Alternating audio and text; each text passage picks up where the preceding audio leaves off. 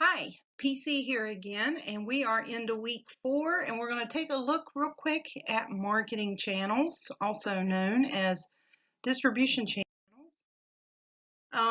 What are marketing channels? You may be asking, of course. Well, it is the place of the marketing mix. Remember, marketing mix was product, price, place, and promotion. So this is the place. They are channels or distribution options that we use as a company to sell our products and services to the customers. And how we choose to get the product ultimately from the manufacturer into the hands of the consumer. And that's the whole goal of marketing channels, to be as effective and efficient as possible. There are 3 primary elements that we look at when we're doing marketing channels. First of all is the price. We have what we call intermediaries. Sometimes within this mix, we can have a direct channel in which the manufacturer sells directly to the customers. And there's pros and cons to both of these.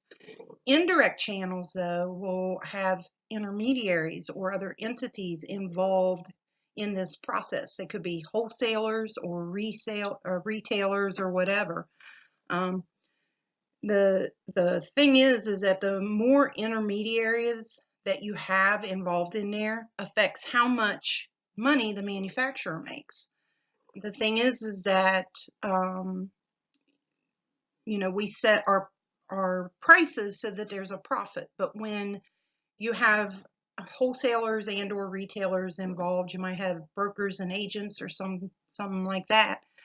They have to get their cut of the share too. So we have to keep our prices competitive, and when we add those intermediaries in there, we have to take that into account so that we don't go above what our competition is doing.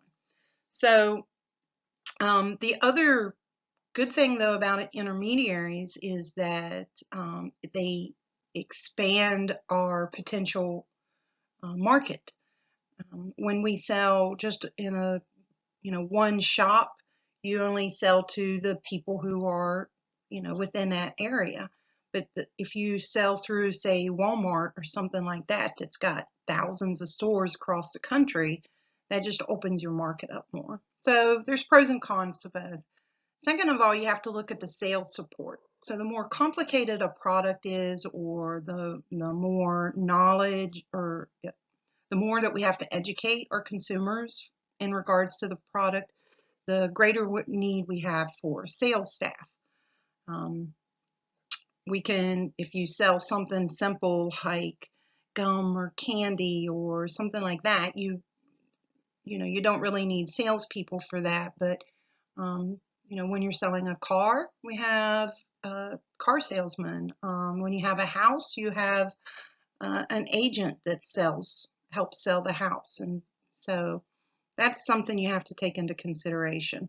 And finally, you have to, of course, focus on that customer. You want to be customer centric, and you want to know where and how they like to shop for products. Available channels that you have at your disposal whenever you're selling products or services, of course, is retail is one way, and this could be in-store locations. But in addition to in-store locations, we have what we call direct marketing. And this can be door-to-door sales, something similar to that, maybe like a Mary Kay. We've got a lot of products or brands today that do the home parties, Pampered Chef and LuLaRoe, things like that. So that's kind of the door-to-door sales. You may use direct mail, where you get those cards in the mail, and catalogs. I'm sure you're familiar with that. We may also use wholesale outlets. We could use e-commerce. Of course, Amazon, we're pretty much all familiar with that. That's actually an e-commerce retailer that you can use. Or you could set up e-commerce on your own website. Is pretty convenient for our customers. And then finally, in today's ever-changing world of marketing, we have m-commerce, which is purchasing on your smartphone. I know I just recently made a purchase on through m-commerce, so that's through smartphones and tablets. So let's take a look at an example here of McDonald's. I'm sure everyone is familiar with McDonald's as well, and they provide several options. You can go in the store. Of course, you can order your food, sit down and eat, dine in, or you can take it to go. You can drive through their drive-through, and a lot of McDonald's have multiple drive-through lanes now to help speed up the process. And I've noticed some McDonald's now have a mobile app where you can purchase on their mobile app, and they have special parking spaces that you just get the curbside pickup. How many other brands do you know of that offers the mobile app purchasing today? We'll see that we see that growing more and more as time goes by. So real quick, let's take a look at retailing. In the marketing mix, when you're dealing with retailing, there's actually 6 P's to the process. We have product, price, place, and promotion, of course. But in retailing, you add personnel and presentation, because your staff needs to be very well trained, and they need to know what they're doing when they sell the products, and they need to be friendly and helpful and empathetic and all these things. So you look at how you take care of your staff and train them and prepare them to do a good job. And then presentation of your store. Have you ever noticed the difference between, a Walmart and say a JCPenney's or Macy's? Yeah, there's a big difference between the presentation of those stores. They're delivering a message, just the same as any advertisement. They're delivering a message through the presentation of their store. A lot of stores are going to the experience option and trying to create an experience when you go into the stores like Cabela's or Bass Pro Shop or something like that. It just makes it a lot more fun to shop.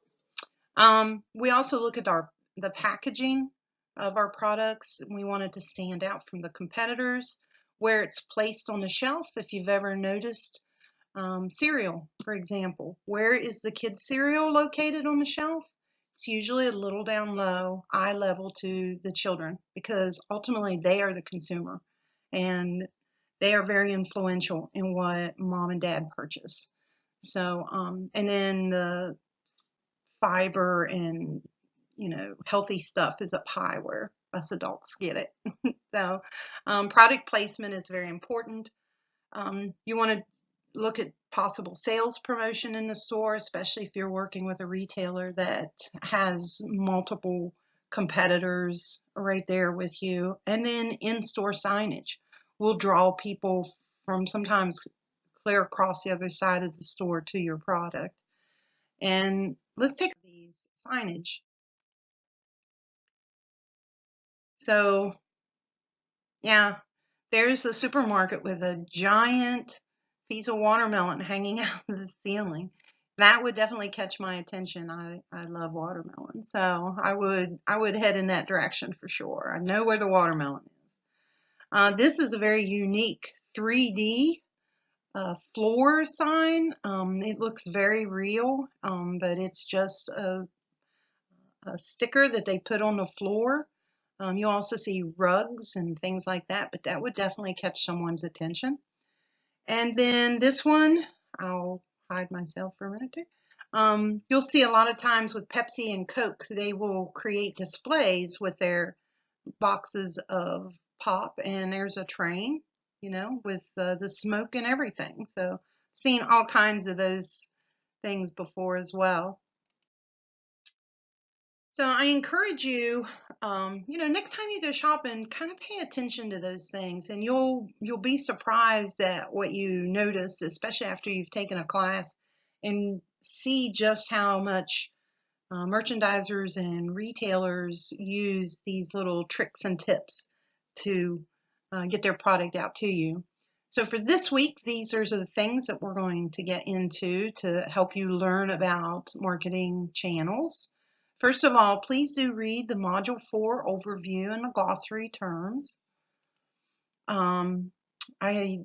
Please do read Chapter 10 in the textbook. It gets more detailed about marketing channels, and you'll want to be sure to check that out. There's a great video on pet supply shop channels, and that might help give you some ideas of what you're going to do with your pet shop, with your pet food product. Then you're going to write a discussion post on a recent purchase, and this purchase can be anything as simple as a pack of gum or a Gatorade, all the way up to a vehicle or a washer and dryer, something that required a little more work. And discuss that in your post. And this is always an exciting week on the discussion board, because it's like everybody's eyes open and you realize just what all retailers and merchandisers do in the stores. And then what your final project that is due by Sunday, you're going to create a PowerPoint discussing the different marketing channels used by the product that you used in the discussion post. All right, I have this every time I teach this class. Students struggle with this. They want to do it on the pet food, but this assignment is not the pet food product. We're going to lay it aside for a week and just focus on the product you used in the discussion board. So if you talk about a washer and dryer that you just purchased, that's what your PowerPoint will be on.